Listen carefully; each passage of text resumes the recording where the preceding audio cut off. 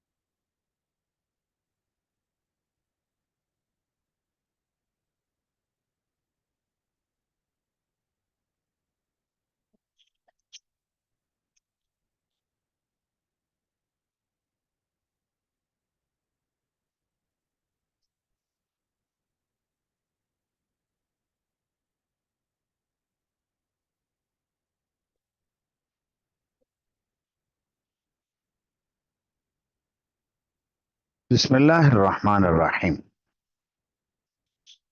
باب قول اللہ تعالی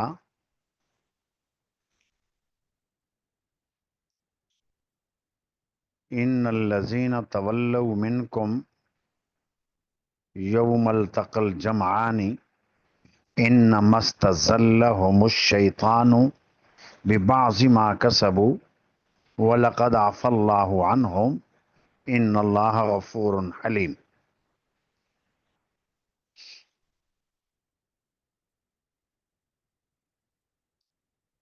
یہ باب ہے اللہ تعالیٰ کے اس ارشاد کے بارے میں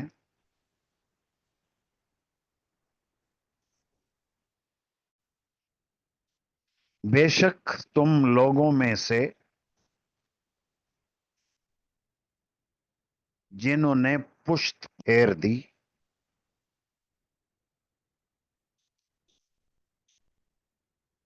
یوم التقى الجمعان، اس روز جب کہ دو جماعتیں آپس میں ملی تھیں۔ دو جماعتیں، ایک مسلمانوں کی جماعت، دوسری کافروں کی جماعت۔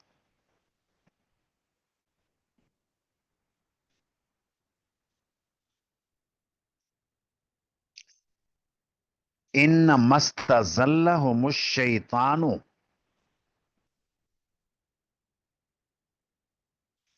شیطان نے انہیں لغزش میں مبتلا کر دیا۔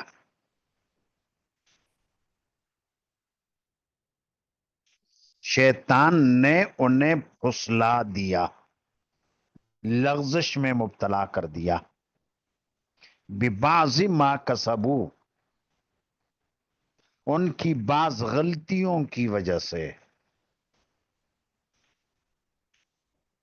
ان کے بعض اعمال کی وجہ سے،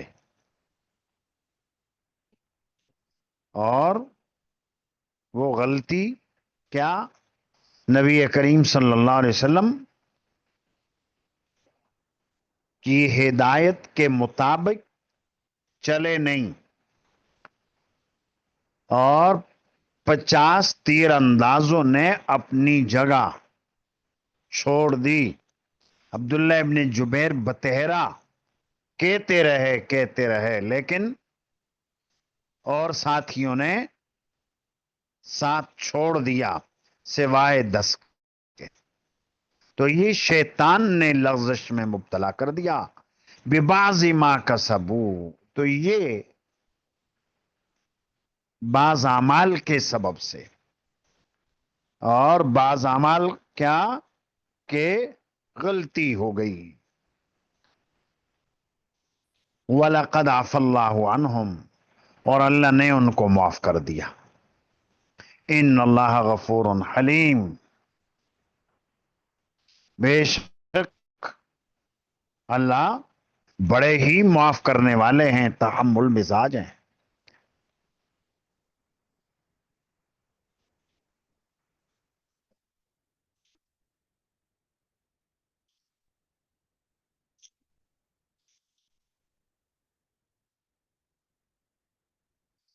تو اس آیت کی تفسیر کے بیان میں ہے یہ باب، عنوان میں یہ آیت ذکر کی،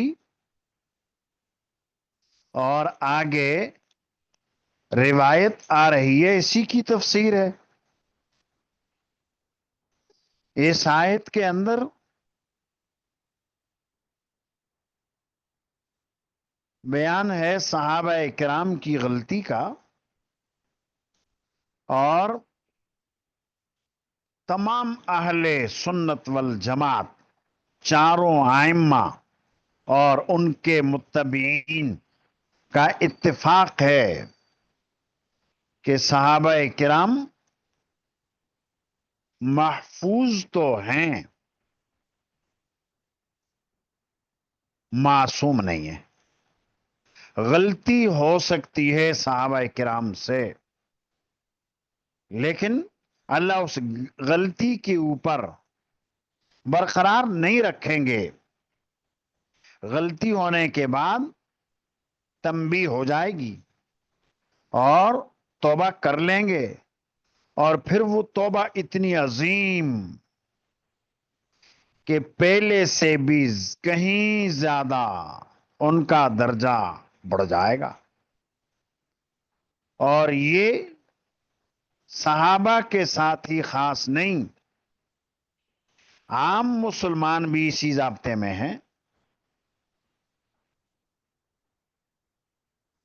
اللہ تعالی کی رحمت عجیب ہے، اپنے بندوں کے ساتھ غفاریت کا معاملہ بڑا عجیب ہے۔ مشکات شریف میں آپ نے پڑھا، اگر تم گناہ نہ کرو گے تو اللہ ایسی مخلوق اور پیدا کرے گا جو گناہ کرے گی، اور پھر وہ توبہ کرے گی، اللہ اس کی توبہ قبول فرمائیں گے۔ لہذا گناہ کا ہو جانا، غلطی کا ہو جانا، یہ انسان کے لیے، مسلمان کے لیے اتنا برا نہیں۔ یہ تو فرشتے ہی ہو سکتے ہیں جو غلطی نہ کریں، گناہ نہ کریں۔ مسلمان جتنے بھی ہیں غلطی ہوتی ہے۔ کون سا بندہ ہے جس سے غلطی نہ ہو؟ سب سے غلطی ہوتی ہے۔ بہترین انسان وہ، بہترین مسلمان وہ جو اپنی غلطی محسوس کرے اور پھر اپنی غلطی کے اوپر نادم ہو، پشیمان ہو، توبہ کرے، اور اپنی ان غلطیوں اور کوتاہیوں کی تلافی کرے۔ تلافی جب انسان کر لیتا ہے تو پہلے سے اس کا درجہ، اس کا مقام اور زیادہ ہو جاتا ہے، بڑھ جاتا ہے، اس کا درجہ اور بڑھ جاتا ہے۔ تو خیر، ہمارا آپ کا اہل حق کا عقیدہ ہے کہ صحابہ کرام معصوم تو نہیں ہیں، محفوظ ہیں۔ غلطی کے اوپر ان کو احساس ہو جاتا ہے، توبہ کرتے ہیں، استغفار کرتے ہیں، اور پھر اس کے بعد اللہ ان کا مرتبہ اتنا بلند کر دیتے ہیں، اتنا بلند کر دیتے ہیں کہ پہلے بھی اتنا مرتبہ نہ تھا۔ صحابہ کرام سے غلطی ہوئی غزوہ احد میں، لیکن اللہ نے ساتھ ساتھ کہہ دیا وَلَقَدْ عَفَا اللَّهُ عَنْهُمْ۔ لام تاکید کا، قد بھی تاکید کا، یقیناً، بلا شبہ اللہ نے ان کو معاف کر دیا۔ جب معاف کر دیا، اب کسی کو یہ اجازت نہیں صحابہ کرام کا تنقید کرنے کی۔ یہ تو کتاب المغازی ہے۔ کتاب التفسیر بخاری کی، اس میں روایت آتی ہے کہ اللہ نے تو معاف کر دیا، لیکن تم معاف نہیں کرتے. ایک مصری شخص آیا تھا اور اس نے حضرت عبداللہ ابن عمر رضی اللہ عنہ سے کچھ باتیں کہی تھیں. تو انہوں نے یہی کہا تھا کہ اللہ نے تو ان کو معاف کر دیا، لیکن تم لوگ ایسے ہو، معاف نہیں کرتے. اس لیے کوئی حضرت عثمان کے اوپر تنقید کرتا ہے اور کوئی حضرت علی رضی اللہ عنہ کے اوپر اعتراضات کرتا ہے. فتنے کا دروازہ جب کھلا تو پھر ایسا ہی ہوا. حضرت عثمان کی شہادت کا قصہ وہ واقعہ ہوا، ان کے اوپر تنقید کرنے والے پیدا ہو گئے. حضرت علی رضی اللہ عنہ، ان کے اوپر تنقید کرنے والے پیدا ہو گئے. جنگ صفین میں جو ہوا اس بنیاد پر، حالانکہ اللہ نے معاف کر دیا. وَلَقَدْ عَفَا اللَّهُ عَنْهُمْ، اللہ نے ان کو معاف کر دیا. لیکن آج کل کے دور میں بھی ایسے لوگ حضرت عثمان کے اوپر تنقید کرتے ہیں، حضرت علی کے اوپر تنقید کرتے ہیں، حضرت ابوبکر کے اوپر تنقید کرتے ہیں، حضرت عمر کے اوپر تنقید کرتے ہیں. تنقید تو ہے، تو یہ معاف کرتے نہیں. اللہ نے تو معاف کر دیا. یہ سارے کے سارے بدری صحابی ہیں، یہ احد والے صحابی ہیں. وَلَقَدْ عَفَا اللَّهُ عَنْهُمْ. تو خیر یہ آیت کے متعلق یہ بات بتا دی. اب آگے روایت دیکھیں. بالسند المتصل من الى الامام الحافظ ابی عبداللہ محمد ابن اسماعیل البخاری رحمہ اللہ قال حدثنا عبدان قال اخبرنا ابو حمزة عن عثمان بن موهب قال جاء رجل حج البیت. عثمان ابن موہب سے روایت ہے، فرماتے ہیں کہ کوئی شخص آیا، حج بیت اللہ کیا، اور یہ غالباً مصری شخص تھا. مصر ہی میں حضرت عثمان کے خلاف شورش برپا ہو گئی. حضرت عثمان کے مخالفین میں سے تھا یہ، ان کے اوپر اعتراض کرنے والوں میں سے تھا، تنقید کرنے والوں میں سے تھا. اور بیت اللہ کا حج کیا. فرآ قوما جلوسا، پھر اس نے ایک جماعت کو دیکھا بیٹھے ہوئے.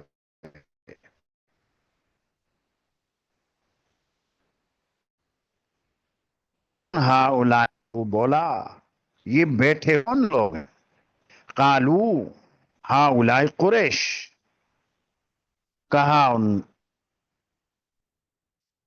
یہ جو بیٹھے ہوئے لوگ ہیں یہ قریشی لوگ ہیں، بیٹھے ہوئے ہیں.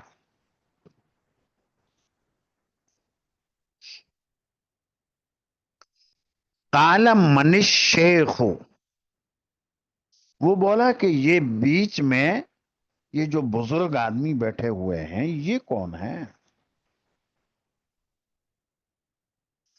لوگوں نے بتلایا قالو ابن عمر، بولے کہ یہ ابن عمر ہیں، حضرت عمر کے صاحبزادے ہیں.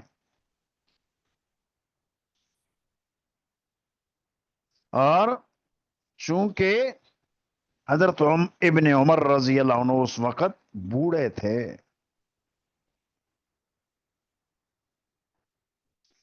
خلفائے راشدین سب کے سب دنیا سے رخصت ہو گئے، اسی طرح کابر صحابہ کرام بھی دنیا سے چلے گئے.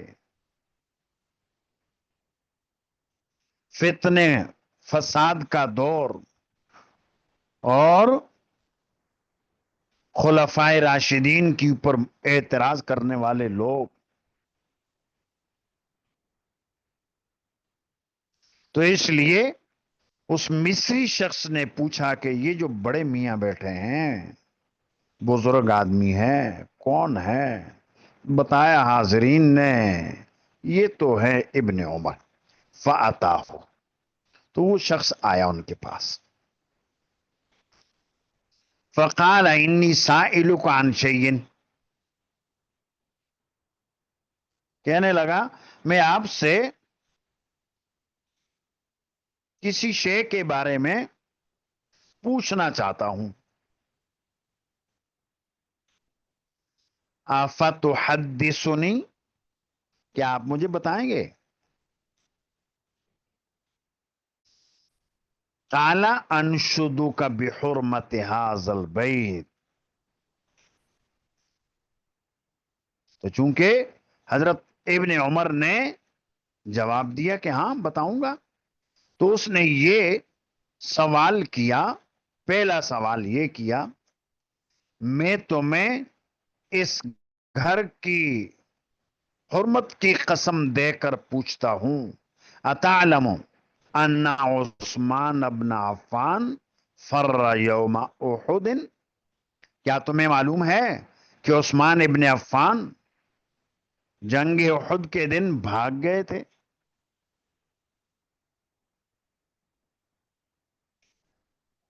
انشدو کا انشدہ ینشدو، ایک باب فعل سے استعمال ہوتا ہے، اور دوسرا نشد ینشدو، باب نصر ینصرو سے. تو میں تم سے قسم دے کر پوچھتا ہوں بے حرمت حاضل بیت، با قسمیہ ہے، اس گھر کی حرمت کی قسم دے کر. اتعلم، کیا تمہیں معلوم ہے، کیا تمہیں پتا ہے ان عثمان ابن عفان فر یوم احد، کہ عثمان ابن عفان جنگ احد کے دن بھاگ گئے تھے؟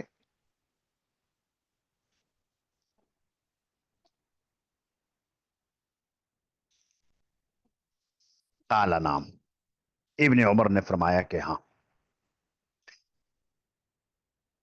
تو مقصد یہ تھا کہ احد کے دن جب مشکل گھڑی آئی، بھگدڑ مچی، کئی لوگ میدان جنگ چھوڑ کر راہ فرار اختیار کی، مدینہ طیبہ کی راہ اختیار کی، پہاڑوں پر چڑھ گئے، اور کچھ تو اب جنگ کا کیا فائدہ کہ حضور کے متعلق افواہ اڑ گئی کہ شہید کر دیے گئے. تو اس طرح کئی لوگ میدان جنگ سے راہ فرار اختیار کی، ان میں حضرت عثمان بھی تھے. یہ بات تو ٹھیک ہے ہاں. تو یہ مثبت جواب دیا. ایک اعتراض تو یہ کیا، دوسرا قال فتعلمه تغیب عن بدر فلم یشہدہ، آپ کو معلوم ہے کہ وہ بدر سے غائب رہے، وہ حاضر نہ ہو سکے. جنگ بدر ہوئی تو حضرت عثمان اس کے اندر میدان جنگ میں موجود تھے نہیں. تو یہ بات صحیح ہی ہے. قال نعم، ابن عمر نے کہا ہاں، بڑے ٹھنڈے دل سے جواب دیا ہاں. قال فتعلم انه تخلف عن بیت الرضوان، یہ تیسرا اعتراض کیا کہ آپ کو معلوم ہے کہ بیت رضوان سے وہ پیچھے رہ گئے تھے. فلم یشہدھا، وہ اس کے اندر حاضر نہ ہو سکے. قال نعم، اس کا بھی مثبت جواب دیا. قال، تو راوی کہتے ہیں عثمان ابن موہب کہتے ہیں فکبرہ، تو اس رجل نے، اس مصری شخص نے نعرہ مارا، نعرہ لگایا، اللہ اکبر کا نعرہ لگایا.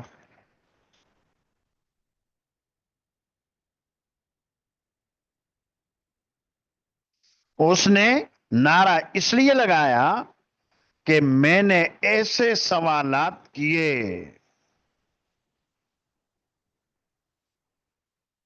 کہ جن سوالات کا جواب ابن عمر کے پاس بھی نہیں، اور میرا جو مدعا تھا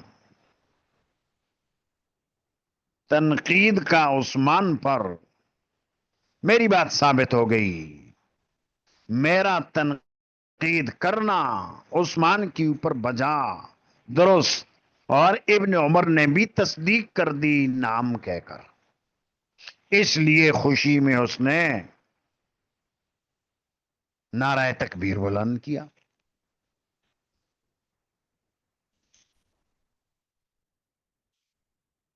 اور جب وہ آدمی خوش ہو گیا تو اب ابن عمر نے کہا کہ آ جاؤ میرے پاس، آ جاؤ، میں تمہیں حقیقت حال بتاتا ہوں. قال ابن عمر تعال، ابن عمر نے کہا کہ آگے آئیے، تعال، آگے آئیے، قریب آئیے، میرے قریب آ جائیے.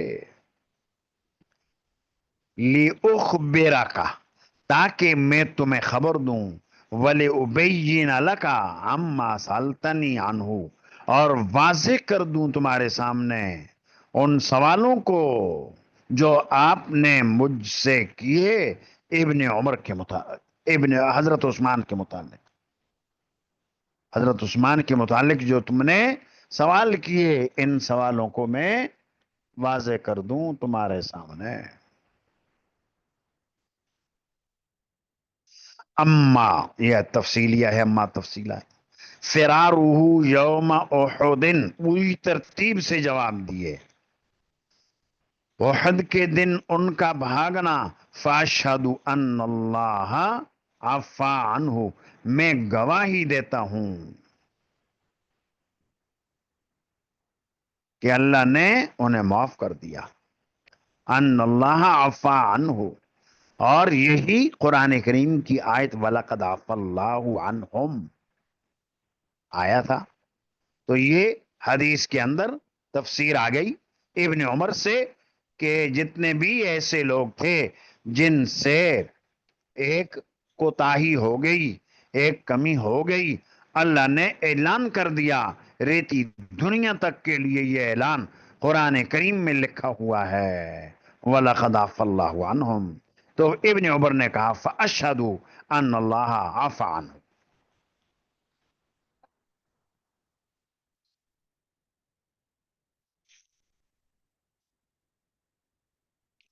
ان الذین تولوا منکم یوم التقى الجمعان میں جس جماعت کا تذکرہ تھا، اللہ نے ان کو معاف کر دیا. وَأَمَّا تَغَيُّبُهُ عَنْ بَدْرٍ، اور رہا ان کا بدر سے غائب ہو جانا، یہ دوسرا اعتراض تھا. یہ دوسرا اعتراض تھا کہ بدر میں بھی تو غائب تھے. تو اس کا جواب، اس کی حقیقت یہ ہے فَإِنَّهُ كَانَ تَحْتَهُ بِنْتُ رسول اللہ صلی اللہ علیہ وسلم. تو بات یہ ہے کہ ان کے نکاح میں تھیں رسول اللہ صلی اللہ علیہ وسلم کی صاحبزادی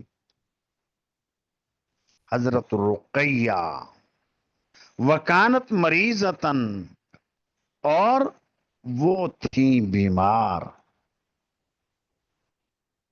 آپ علیہ الصلوۃ والسلام کی صاحبزادی حضرت عثمان کی زوجہ حضرت رقیہ بیمار.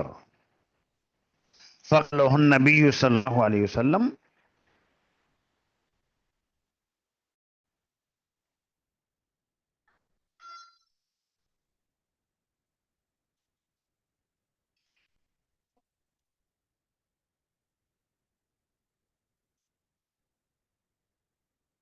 فقال له النبی صلی اللہ علیہ وسلم، نبی علیہ الصلوۃ والسلام نے ان سے فرمایا، ان لک اجر رجل ممن شہد بدرا وسہمہ، تمہارے لیے ثواب ہوگا اس ایک آدمی جیسا جو بدر میں حاضر ہوا اور اس کا حصہ بھی، یعنی مال غنیمت جو آئے گا تو مال غنیمت میں سے حصہ بھی ملے گا۔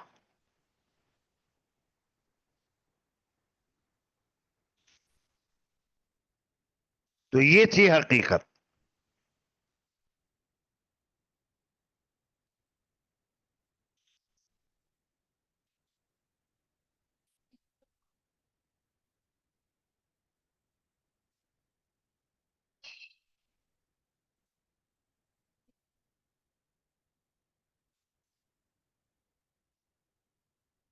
تو پہلے بات بتائی بھی تھی کہ کچھ ایسے لوگ تھے جو حکمن شریک تھے، بالفعل شریک نہیں ہوئے لیکن حکمن شریک۔ حضرت عثمان بھی انہی لوگوں میں سے تھے جو بدر میں شریک تھے، حکمن شریک تھے، ثواب بھی انہیں پورا ملا، حصہ بھی انہیں مال غنیمت میں سے پورا ملا، دیگر مجاہدین کی طرح وہ بھی۔ لہذا شریعت کا حکم بھی معلوم ہوا کہ زوجہ کی تیمارداری کرنا اور زوجہ کی خدمت کرنا یہ جہاد سے مقدم ہے۔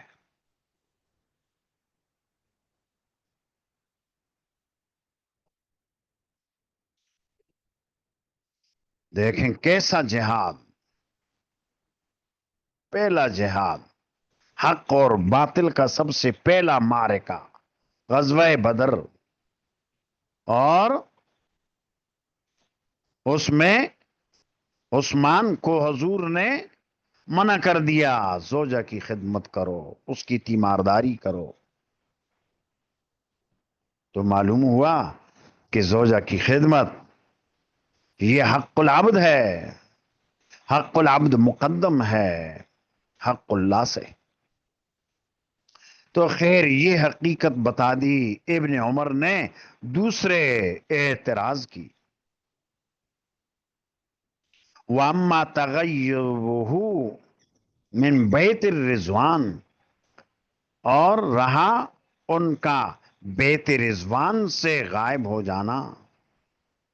بیت رضوان صلح حدیبیہ جس کو کہا جاتا ہے، صلح حدیبیہ کے موقع پر حاضر نہ ہوئے، فَإِنَّهُ لَوْ كَانَ أَحَدٌ أَعَزَّ بِبَطْنِ مَكَّةَ، بات یہ ہے کہ اگر مکہ کی اس وادی میں کوئی زیادہ عزیز ہوتا من عثمان ابن عفان، حضرت عثمان سے، لبعثہ مکانہ، تو آپ علیہ الصلوۃ والسلام عثمان کی جگہ اسے بھیجتے۔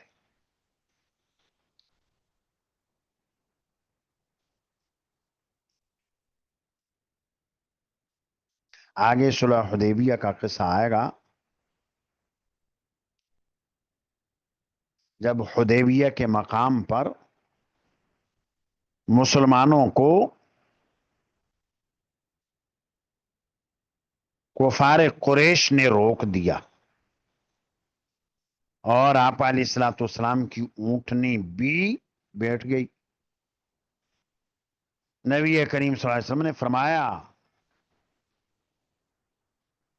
کہ مشرکین کے پاس قاصد بھیجنا چاہیے، اور قاصد جا کر بتا دے کہ ہم تو عمرہ کرنے آئے ہیں، عمرہ کر کے واپس چلے جائیں گے،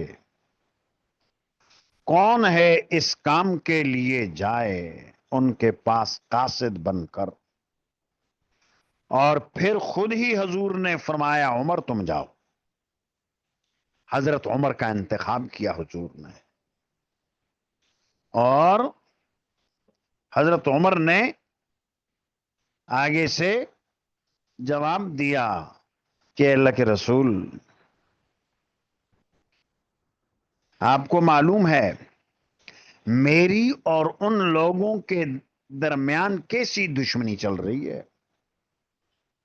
میں اگر قاصد بن کر جاؤں گا وہ تو مجھے قتل کر دیں گے،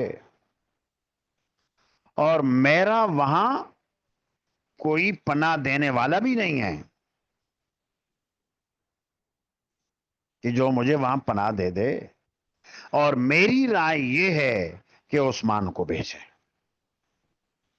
اس لیے کہ عثمان کے چچا زاد بھائی وہاں ہیں، اور پھر یہ کہ حضرت عثمان کا جتنا مرتبہ اور مقام اہل مکہ کے ہاں اتنا کسی اور کا نہیں ہے. اس لیے حضرت عثمان کو بھیجیں. تو نبی کریم صلی اللہ علیہ وسلم نے حضرت عثمان کا نام لیا اور ان کو بھیجا قاصد بنا کر.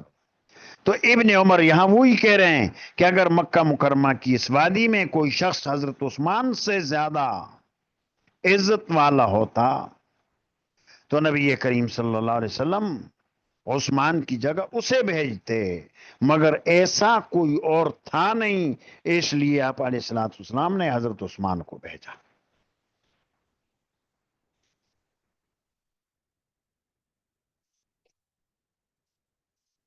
وَكَانَ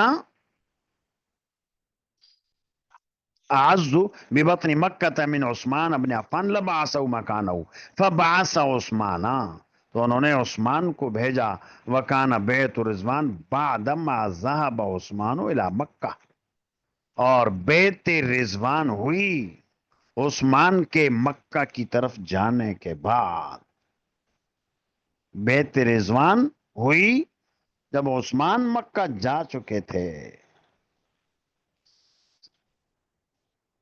اور نہ صرف مکہ جا چکے تھے بلکہ جانے کے بعد افواہ مکہ سے آئی، عثمان کو مشرکین نے قتل کر دیا. حالانکہ قاصد کو قتل کرنا خلاف ضابطہ تھا. اپنے دشمن کا قاصد ہو، سفیر ہو، اسے قتل نہیں کیا جاتا. کافروں کے ہاں بھی یہ دستور تھا. تو یہ افواہ اڑی کہ ہم نے بھیجا قاصد، بھیجا سفیر، ہمارے قاصد کو، ہمارے سفیر کو شہید کر دیا. جب یہ افواہ حضور نے سنی تو آپ علیہ الصلوۃ والسلام نے صحابہ کرام سے بیعت لی. اور یہ بیعت اسی وجہ سے تو ہوئی تھی کہ بیعت علی الجہاد، اور اسی کو بیعت علی الموت بھی کہا جاتا ہے، کہ ہمارے آدمی کو انہوں نے شہید کر دیا، اب ہم آخری دم تک لڑیں گے، آخری دم تک ان سے جہاد کریں گے. اور خلاف ضابطہ کیا، قاصد کو قتل کر دیا. لہذا بیت رضوان میں حضرت عثمان شہید نہیں ہوئے تو آپ کی ہدایت پر مکہ مکرمہ گئے ہوئے تھے. دوسرا یہ کہ بیت رضوان کا سبب ہی بنے حضرت عثمان، کہ اطلاع مل گئی کہ وہ تو شہید کر دیے گئے. اگرچہ یہ افواہ پھر غلط ثابت ہوئی تو ابتدا میں آپ اس بیت میں شریک نہیں ہوئے. اب اگر کوئی یہ کہے کہ حضرت عثمان بیت رضوان میں شریک نہیں تو یہ تو پاگل پنے والی بات ہوگی.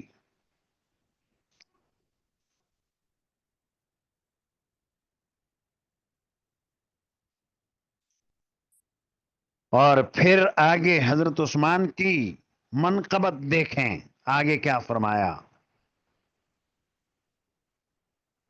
فقال النبی صلی اللہ علیہ وسلم بیدہ الیمنی، آپ علیہ الصلوۃ والسلام نے اپنے دائیں ہاتھ کی طرف اشارہ کر کے فرمایا حاضی ید عثمان، یہ عثمان کا ہاتھ ہے، دائیں ہاتھ یہ عثمان کا ہاتھ ہے۔ فضرب بها علی یدہ، تو اپنے اس دائیں ہاتھ کو اپنے دوسرے ہاتھ کے اوپر مارا، تو سیدھے ہاتھ کو عثمان کا ہاتھ، الٹا ہاتھ کہا کہ یہ میرا ہاتھ، اور حضرت عثمان کے ہاتھ کو یعنی حضور نے اپنے دائیں ہاتھ کو بائیں ہاتھ پر مارا۔ فقال ہذہ لعثمان، اور یہ فرمایا ہذہ لعثمان، یہ عثمان کے لیے بیت ہے، یہ عثمان کی جگہ بیت ہے۔ تو یہ عثمان کی اور منقبت ثابت ہو گئی۔ اذهب بها ظلآن معک، اب اپنے ساتھ یہ لے کر جاؤ، اذهب لے جاؤ اسے اپنے ساتھ، یعنی تمہارے 3 اشکال اور 3 اعتراض، اور ان تینوں اعتراضوں کا یہ ہے جواب۔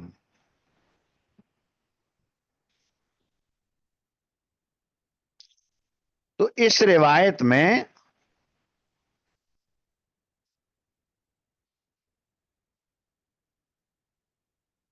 حضرت عثمان کے جنگ احد میں پیچھے رہ جانے کا ذکر تھا۔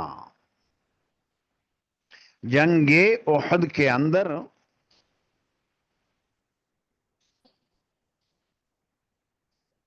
میدان جنگ سے ہٹ گئے، چلے گئے، اس مناسبت سے امام بخاری نے غزوہ احد میں یہ قصہ نقل کر دیا۔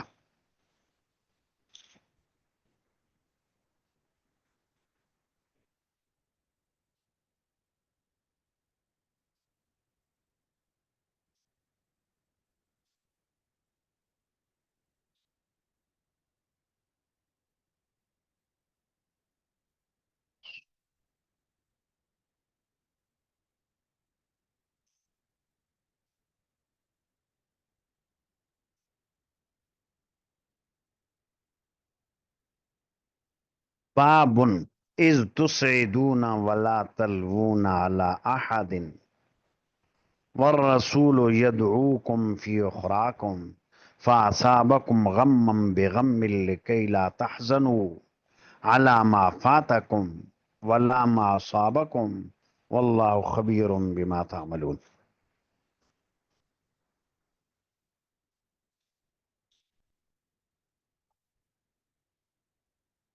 یہ باب ہے باری تعالیٰ کے اس فرمان کے بارے میں، اذ تسعدون،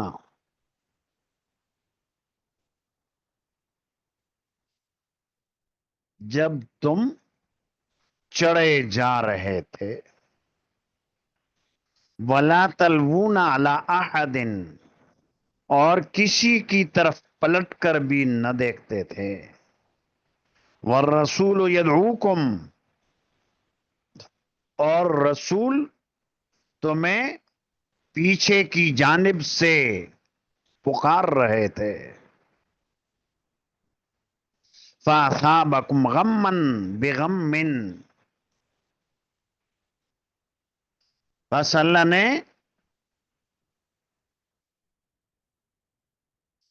تم کو غم کے بدلے میں غم دیا۔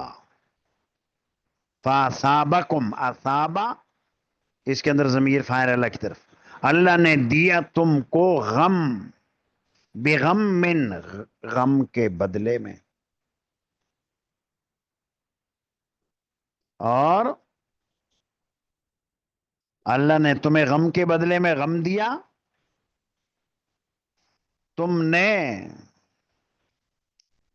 نبی کریم صلی اللہ علیہ وسلم کو غم دیا، اس کے بدلے میں اللہ نے تمہیں غم دیا، تم نے نبی کو غم یہ دیا کہ عقب میں جو جتھا تھا جن کو تاکیدی طور پر کہا تھا یہاں رہو، نہ رہے، تو یہ حضور کے کیسوں حکم عدولی کی وجہ سے شکست کا سامنا پڑا، اور اس شکست میں تمہیں غم ملا۔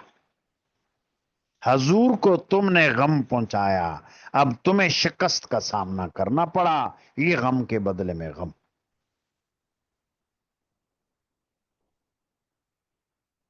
دوسرا اس کا مطلب اور بھی ہے،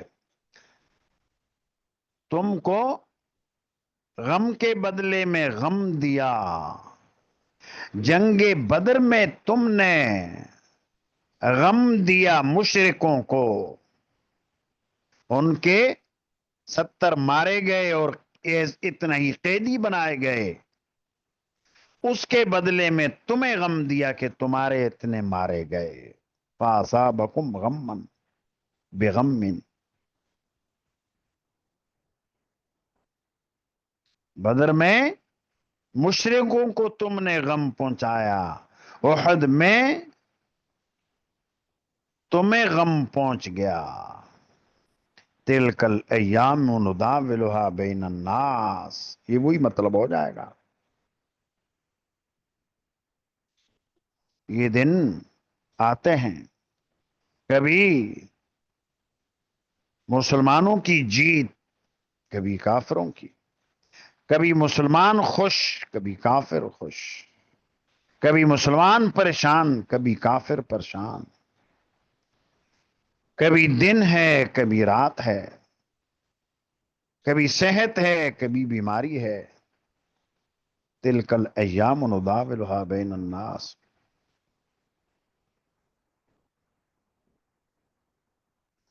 ایک مطلب اس کا اور بھی ہے،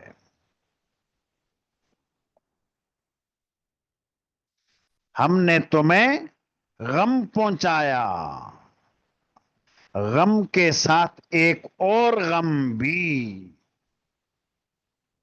یعنی تم نے غلطی کی جس سے حضور کو تکلیف ہوئی،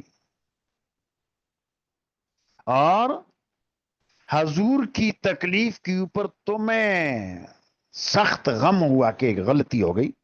صحابہ کرام بعد میں تو نادم تھے، غلطی ہو گئی، اور پھر اس غلطی کے ایک تو حضور کی حکم عدولی کا غم، دوسرا شکست بھی ہو گئی، یہ غم کے ساتھ غم، غم کے ساتھ غم، یہ ہوا۔ فَأَصَابَكُمْ غَمًّا بِغَمٍّ لِكَيْ لَا تَحْزَنُوا عَلَى مَا فَاتَكُمْ، اور یہ کیوں؟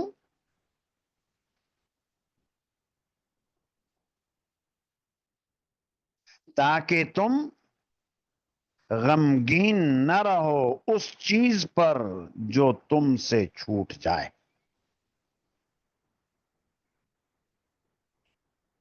لِكَيْ لَا تَحْزَنُوا، تاکہ تم غمگین نہ رہو، عَلَى مَا فَاتَكُمْ، اس چیز پر جو تم سے فوت ہو جائے، جو تم سے چھوٹ جائے۔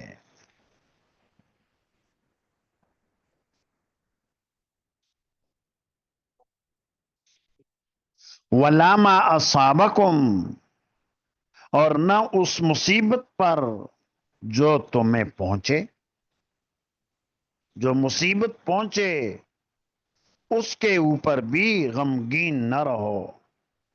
غلطی ہو گئی، سچے دل سے توبہ کر کے اللہ سے معافی مانگ لو، معافی مانگ لو گے گناہ معاف ہو جائے گا، پھر اس کے بعد غم کی کیا ضرورت ہے، توبہ کر لی، معاف کر دیا اللہ نے۔ واللہ خبیر بما تعملون، اور جو کچھ تم کر رہے ہو اللہ اس کو بخوبی جاننے والے ہیں۔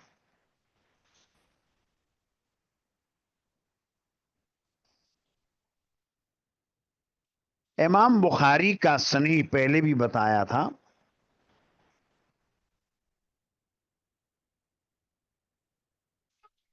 کہ کوئی لفظ آیا، اس کی تشریح میں لگ گئے. یہاں از تسعدونا، تو تسعدونا تذہبونا کے معنی میں ہے. اور آگے اسعدہ و سعیدہ. اسعدہ یہ باب فعال ہے، اسعدہ یسعد اسعادن. اور سعیدہ یہ سادو، یہ باب سمع یسمعو سے ہے. اور ان دونوں کے معنی ہوتے ہیں چڑھنے کے، لیکن کیسا چڑھنا؟ فوق البیت. فوق البیت، اوپر کا چڑھنا. تو امام نے یہاں پر لغوی تحقیق کر دی کہ تسعدونا کا معنی ہے چڑھنا، چڑھے جا رہے تھے. تو سعیدہ یہ سادو کے معنی چڑھنے کے، جانے کے. اور باب فعال سے بھی یہی معنی، مجرد میں بھی اس کی یہی معنی. تو بعض صحابہ کرام جو پہاڑوں کے اوپر چڑھے جا رہے تھے، بعض صحابہ کرام جو مدینہ طیبہ کی طرف جا رہے تھے، تو یہ ان کے لیے از تسعدون ولا تلوون علی احد، تو اس کا یہ معنی ہے چڑھنا.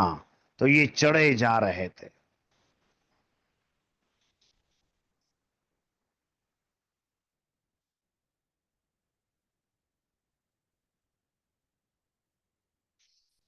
آگے امام نے حضرت برا ابن عازب کی روایت کو نقل کیا ہے.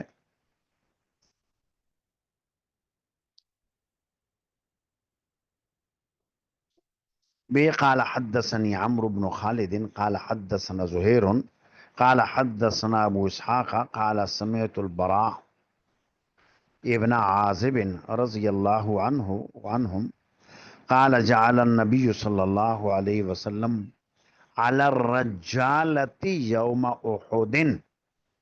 نبی کریم صلی اللہ علیہ وسلم نے پیدل دستے کے اوپر بنایا جنگ احد کے دن عبداللہ ابن جبیر کو، یعنی عبداللہ ابن جبیر کو امیر بنایا جنگ احد میں رجالہ کے اوپر. رجالہ راجل کی جمع ہے، پیدل دستے کو کہا جاتا ہے. 50 آدمی تھے، تیر انداز تھے، عقب میں جن کو حضور نے متعین کر کے عبداللہ ابن جبیر کو ان کے اوپر امیر مقرر کیا تھا. تو یہ اس کا تذکرہ ہے.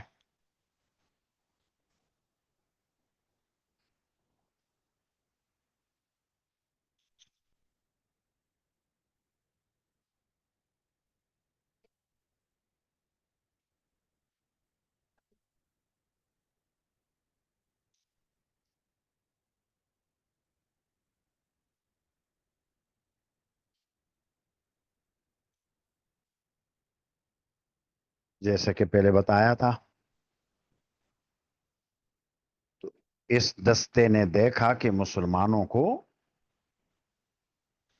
فتح حاصل ہو گئی اور ابھی کسی نقصان کا خطرہ ہے نہیں، اور یہاں جو حضور نے متعین کیا تھا وہ مقصد حاصل ہو گیا.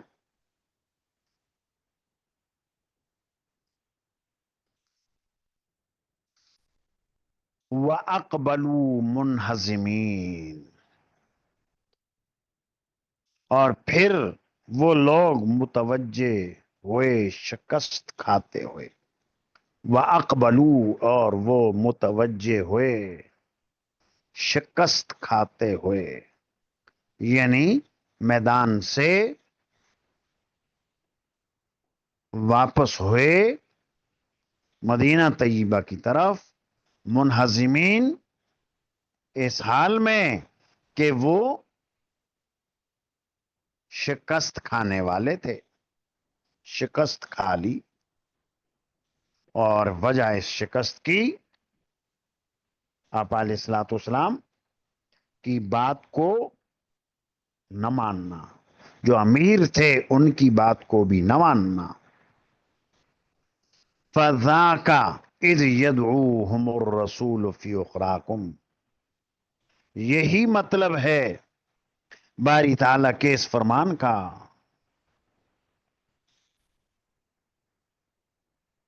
کہ رسول انہیں پکار رہے تھے ان کے پیچھے سے۔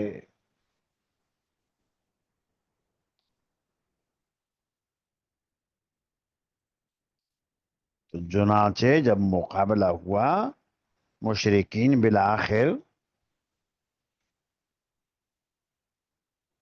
غالب آ گئے اور مسلمانوں کا نقصان ہوا۔ اور جب صحابہ کرام نے دیکھا آپ علیہ الصلوۃ والسلام کو، آپ تشریف فرما ہیں، اور صحابہ کو آواز دی، تو صحابہ کرام واپس آ گئے، جمع ہو گئے۔ تو اب بالآخر مشرکوں کو ہی میدان جنگ سے فرار ہونا پڑا، چھوڑ گئے میدان جنگ کو، لیکن مسلمانوں کا تو نقصان ہو گیا۔ تو یہ نقصان مسلمانوں کا ہو۔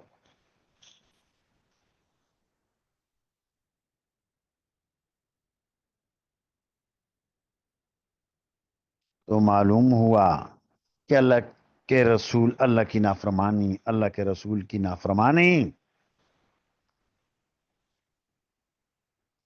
امیر کی نافرمانی، اس کے نتائج کیسے بھیانک نکلتے ہیں۔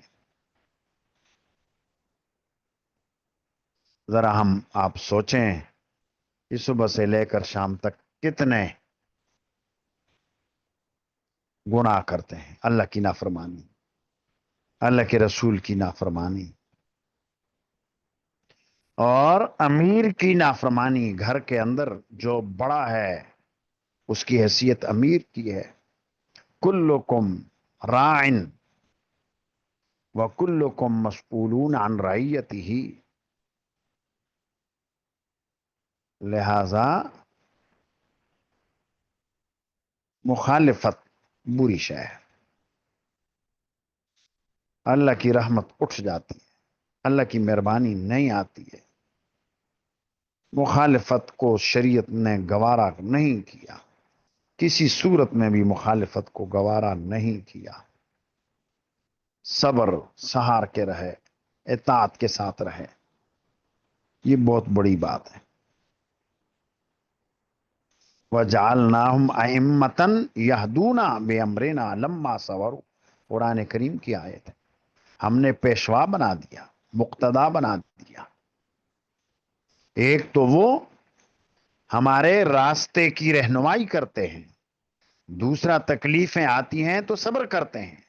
وَجَعَلْنَاهُمْ أَئِمَّةً يَهْدُونَ بِأَمْرِنَا لَمَّا صَبَرُوا، صبر کیا۔ تو قرآن کریم دیکھو، پڑھو، غور کرو، ہر صفحے پر، ہر رکوع میں یہی ملے گا، صبر کے رہو، سار کے رہو، صبر کر کے رہو، سار کے رہو۔ یہ نسخہ ہے، کامیابی کا نسخہ۔ اللہ تعالیٰ عمل کرنے کی توفیق عطا فرمائے، مجھے بھی، آپ کو بھی۔ تو بس کر لیتے ہیں، اتنا ہی کافی ہے۔ سبحانک لا علم لنا الا ما علمتنا انک انت العلیم الحکیم۔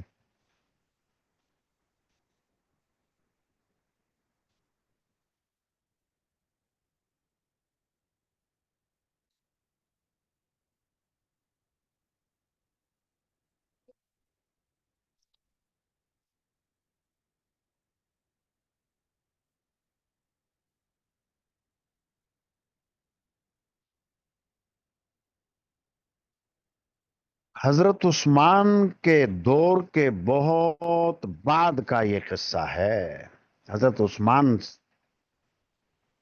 چونکہ حضرت ابن عمر رضی اللہ عنہ بوڑھے ہو گئے تھے، بوڑھے، اور آپ کو پتا ہے کہ غزوہ حنین میں پہلی جنگ وہ غزوہ احزاب ہے جس میں حضرت ابن عمر کو اجازت ملی، 15 سال عمر تھی، اور خلفائے راشدین کا زمانہ گزر گیا، بہت بعد کی بات ہے۔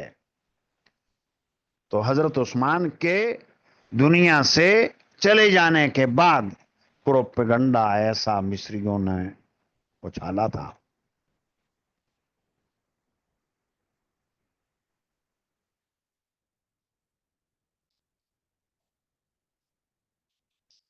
جہاد میں کیا کوئی اصول کہ شہید ہونے والے مردوں کے لواحقین کو جنگ؟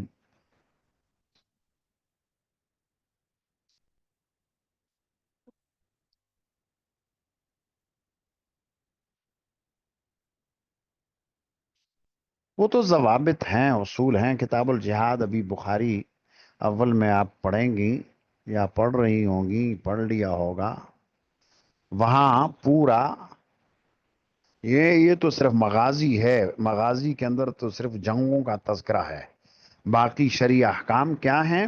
بخاری اول میں کتاب الجہاد، بخاری کا کتاب الجہاد تمام صحاح ستہ میں تفصیلی ہے، اور ہر ہر باب کے اوپر امام نے کلام کیا، اور وہاں یہ بات آ جائے گی، بالکل ضوابط ہیں۔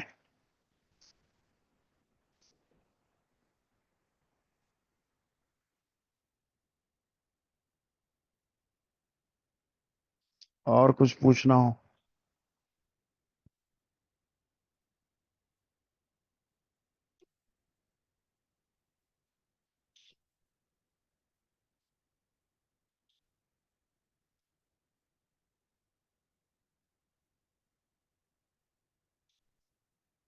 چلیے ٹھیک ہے، السلام علیکم ورحمۃ اللہ وبرکاتہ۔